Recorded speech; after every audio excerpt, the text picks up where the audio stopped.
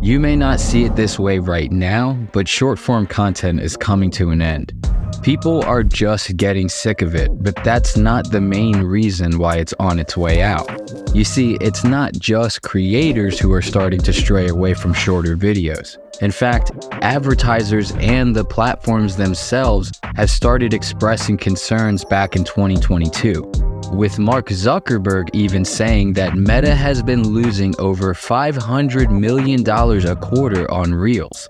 But how can that be? If short-form content is so popular, why would it be losing one of the biggest platforms out there, roughly $2 billion a year? And what does this mean for the future of Shorts, Reels, and TikToks?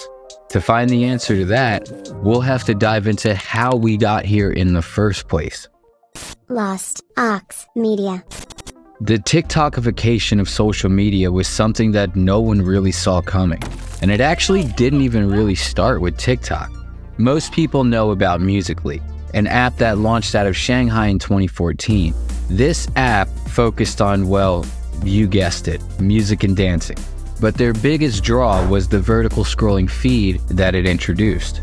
That mixed with quick and catchy videos was enough to create a small spark in the American social media market. And seeing an opportunity in that, a company called ByteDance launched a very similar app in 2016 called Douyin, which caught on so quickly in China and Thailand that ByteDance now wanted to go global, and they wanted the app infrastructure that Musical.ly had built. But more importantly, they wanted the American market that Musical.ly had began to break into. So in 2018, Musical.ly was bought out by ByteDance, who then folded it into Douyin to begin its global expansion under the brand we know today as TikTok. And from there, we were introduced to the algorithm. The one thing everyone is trying to beat, but no one seems to know exactly how it works. TikTok's algorithm was what changed it all. It could adapt so quickly to what videos you like by analyzing when you click the like button, when you share a video, and even when you stop scrolling just because something caught your eye. This personalized approach kept users engaged for extended periods of time, and this was something that none of the other apps were really even able to do yet. And they weren't necessarily about to sit around while TikTok was eating their lunch. So Instagram, Facebook, YouTube, and even companies like Reddit worked around the clock to develop their own vertical scrolling feeds, dumping hundreds of millions of dollars into just trying to keep up with TikTok. And for a while, it actually started to work. Tons of people were getting hooked all over again, and it seemed like short-form content was the next big thing. So much so, TikTok, Facebook, and Instagram even started paying creators through creator funds just to make short-form content for their platforms, which caused a huge influx of people making short videos in the hopes of getting paid. With platforms getting more and more viewers while attention spans got shorter and shorter, it seemed like the TikTokification process was now complete. In fact, people are so immersed with short-form content that the thought of watching a full-length movie just sounds crazy to some people. But here's the thing, short-form content is basically toilet content. Videos you watch on the toilet or while just wasting time. There's no substance to it. Most of the time, people take nothing away from it at all. Yes, 1 minute of video is enough to tell you the bare minimum of a situation or to just let you know that something in the world exists. But the truth is, it's never going to be as detailed as long-form content. Think of how many times you've scrolled through TikTok for hours, only to stop scrolling and not remember a single thing you just watched. It all just gets washed away into the ether of your mind to be forgotten. And when you scroll again, it feels just as good as it always did, almost like a slot machine. But you know nothing about the person or the meaning behind the content. You just like it and you keep scrolling. Nowadays, creators can have tens of millions of followers and still not be known by anyone. A perfect example of this is Grace Africa, a TikToker with over 1 million followers who set up a meet and greet booth at VidCon only to have literally one person show up the entire weekend. And this was in 2022. Even back then, we weren't really connecting with creators we discovered from short videos. Long-form content is intentional. People choose it for a reason. Why else would they watch or listen? I mean, it's a pretty long time. It's why podcasts have been taking off on YouTube in the past year. You could essentially watch 20 TikToks in the time it takes someone to watch one YouTube video, but I would go as far as to argue that you'll definitely get more value from what you watched on YouTube, no matter what the subject is. It could be a video about something as dumb as a tiered list of grilled cheese sandwiches. The point is, you chose it. You got what you wanted out of it. It didn't come from some doom scroll where you liked, moved on, and forgot about it 30 seconds later. And it's this that brings us to the next reason why short-form content is dying. Advertisers just don't want to advertise on short content. And this poses a problem to platforms whose revenue relies heavily on that money. But why is it that they won't buy the ads? It's not a secret that some people still thoroughly enjoy watching shorts, and that they build up enormous amounts of guilt falling victim to the doom scroll for hours on end. But even with platforms having so many eyes locked on for so long, companies can still be reluctant to buy advertising on short content. This doesn't necessarily mean that they don't. Even TikTok still has ads that slip in disguised as a regular video, as if people wouldn't notice. Facebook and Instagram will still slap ads on Reels like stickers, but these are distracting to the viewer and the ads can be scrolled past just like any other video. So really, joke's on them. Most importantly, this doesn't stick with audiences and it's easily forgotten, which advertisers don't like. That's because when big companies like Coke, Pepsi, or Apple post an ad online, the main point is not necessarily to sell you the product in the ad. Of course, it's part of the plan, but it's not necessarily the whole thing. The main point is to make a lasting impression and build the brand awareness, to get the idea of the brand imprinted in your mind. And it's hard to make that impression when you're already primed to swipe up if it doesn't catch your attention in 0.02 seconds.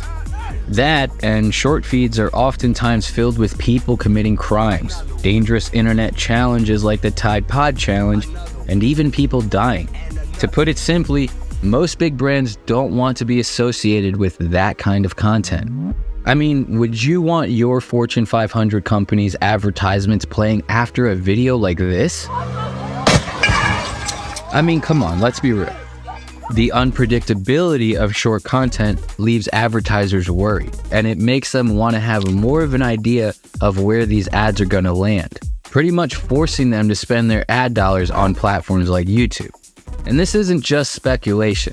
You can see it in the numbers. If you look up the average payout for 1,000 views on YouTube versus platforms like TikTok, it's black and white. It's right there, with some creators making 100 times more from views on YouTube, meaning advertisers are 100 times less likely to pay for ad slots on short content. And the irony in this situation is actually pretty damn good. You see, while these platforms were paying creators to make short videos, they were completely blinded by their obsession with catching up to TikTok.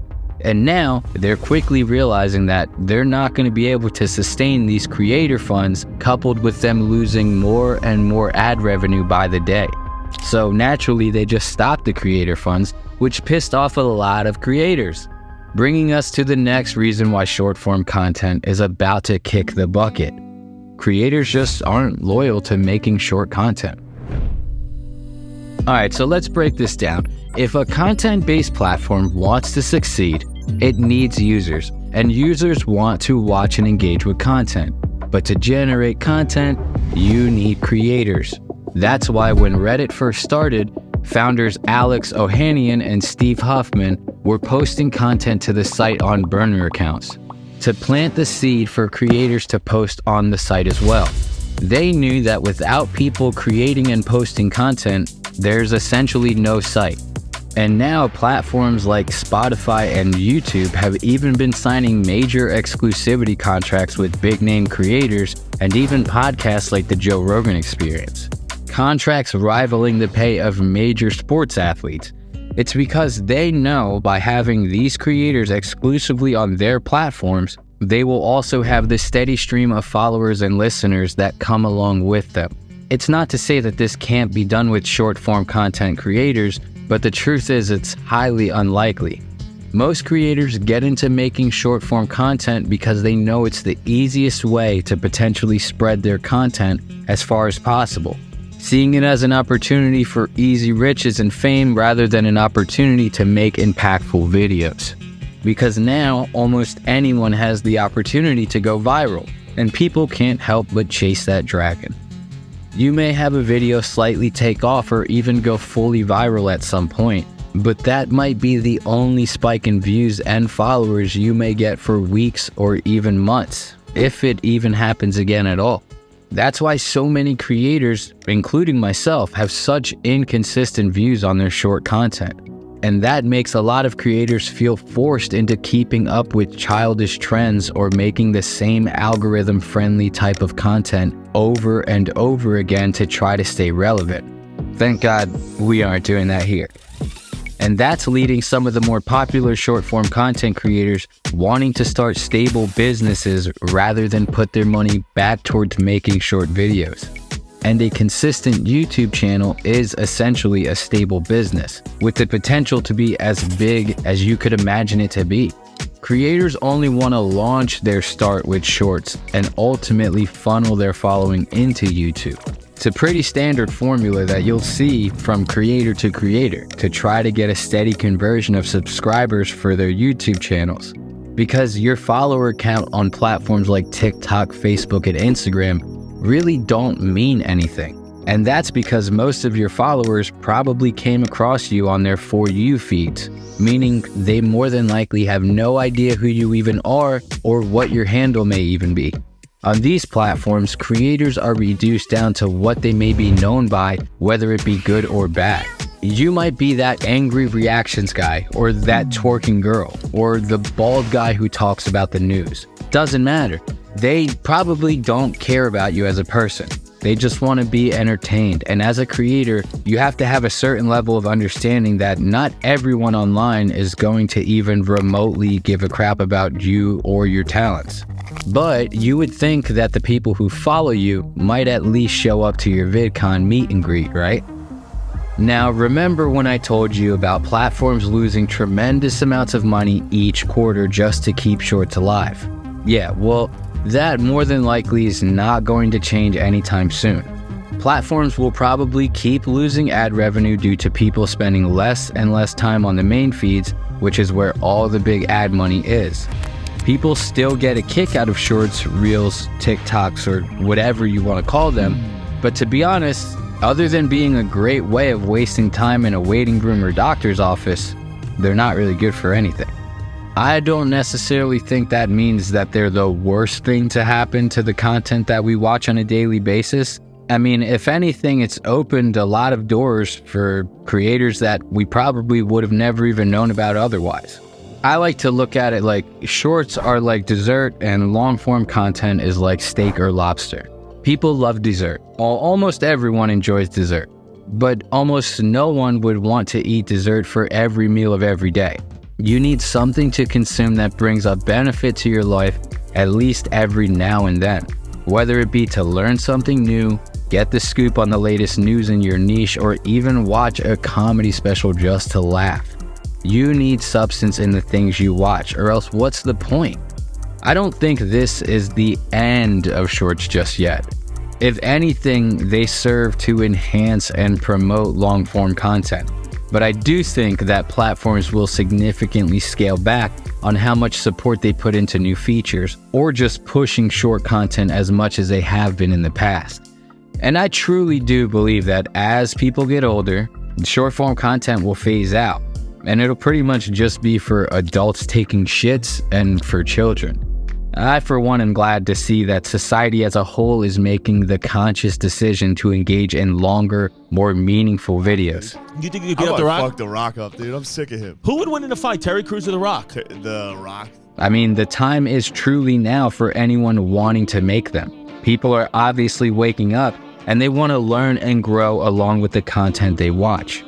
Drop a like if you're happy to see that short-form content is dying or at least fading off in some way.